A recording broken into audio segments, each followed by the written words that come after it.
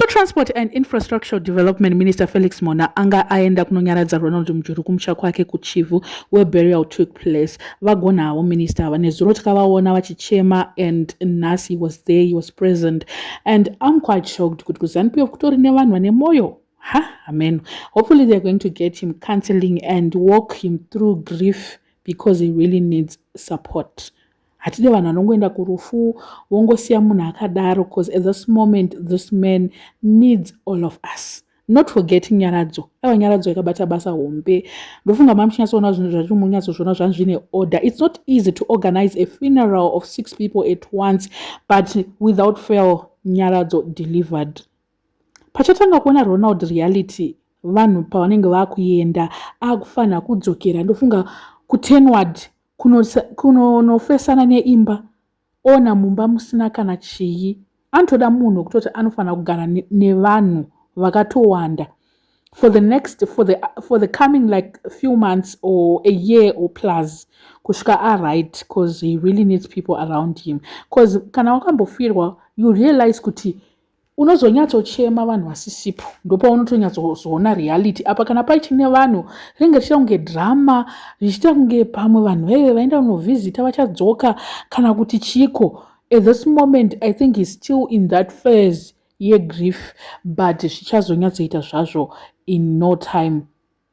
Mainok was indeed a good person according to my testimony anga achipiwa nevanhu parufu.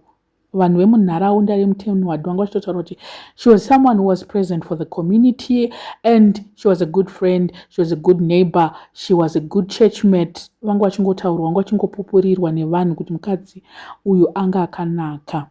I would like to believe that she was also a good wife. And when she had an accident, she was going kumusha kwake nevana kusvika vane kunoona mhuri yekwavo, kunoona ana mai, and then suddenly all of a sudden vatanga kungocirculate videos, pictures. Actually they found out about this whole thing through social media. Social media yakaoma veduwe. Social media, I don't know kuti makamera here anyanya these days kana kuti chii chiri kuitika.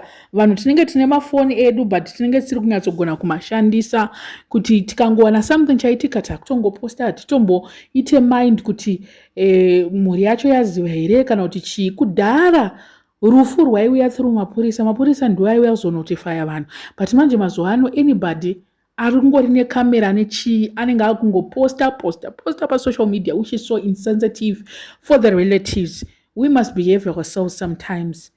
Tofanira kuchengetedza zvimwe zvinhu kusvikira hama dzaziviswa, pane kungoti vanhu vanengoti social media zvese. Ndaona like kana pasina need yekuti vanhu vaite find out vaite, because pamwe pacho panoda need yekuti pamwe vanhu vanenge vatsvaga help, but kana pasina pekunzi kutsvaga help you don't have any right yekuisa zvinhu zvinenge zviri sensitive pasocial media. You don't have that right.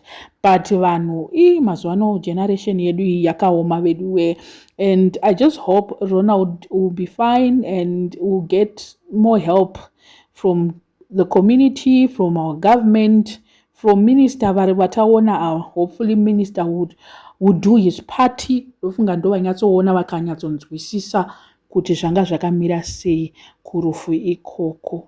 Pama ndo pandakutongotyira kuti panogona kuzorema kuti agare pamba pacho. You know, you are used to normal life yenyu semhuri kuti ningachauya like you've got timetable kuti pamwe munhu wese anobuda achienda kwakati. You are used to dropping your kids off, and then that thing is no longer there, and the next thing you're supposed to like wakuita unge you're now a single person.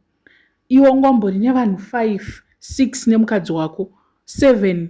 You were like 7 in the house. Now you're left all alone. Maduties amama jaira. Ndofunga zvinotombotora time kuti ujaire a new life yaunenge wava. Ndosaka patiri kuti he really needs counseling, he needs support, he needs hameno manje nesocial media kuti hazvizo kungoona kudai so kungopinda pasocial media unenge uchingodhumana kungodai so pasocial media.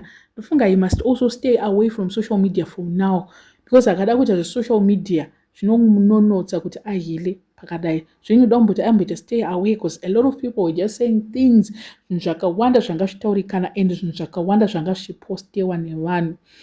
I don't know what you guys think. Let me know in the comment section what are your thoughts. Panya E. Also, a subscriber, please make sure that you're subscribed and see you in my next video.